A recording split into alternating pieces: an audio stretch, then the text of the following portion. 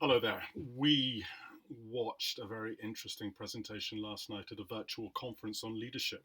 The presenter was talking about how you recruit successfully for the CEO position in organizations. One of the facts that comes out is that currently it's not done particularly well. In fact, statistically, 1 in 7 CEOs are replaced within their first 3 years. And in 90% of the cases, it's because of poor performance. Now, the researchers drew our attention to the fact that often organizations place a disproportional focus on experience over potential, thus denying people the opportunity to step up. So we can see from those statistics how important it is to assess potential. And therein lies the problem, because having a quick scan around the world of how organizations assess potential, it's a very mixed picture with not a lot of evidence that drives one particular approach over another. I think the two models that do have respect are the judgment, drive, and influence model on one hand, and the engagement, aspiration, and ability model on the other.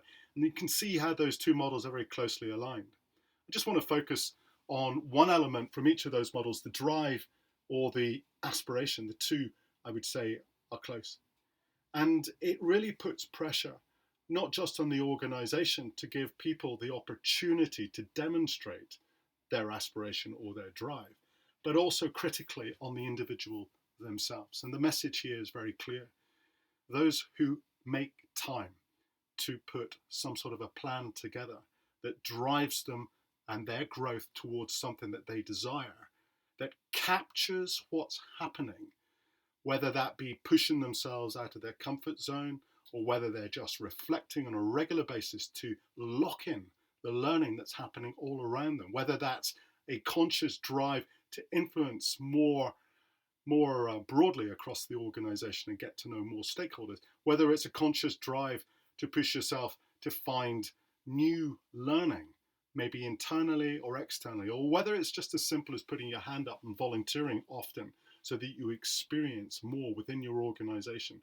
All of these things just need to be documented in your own way, in your own time, to drive the clarity on what you're learning.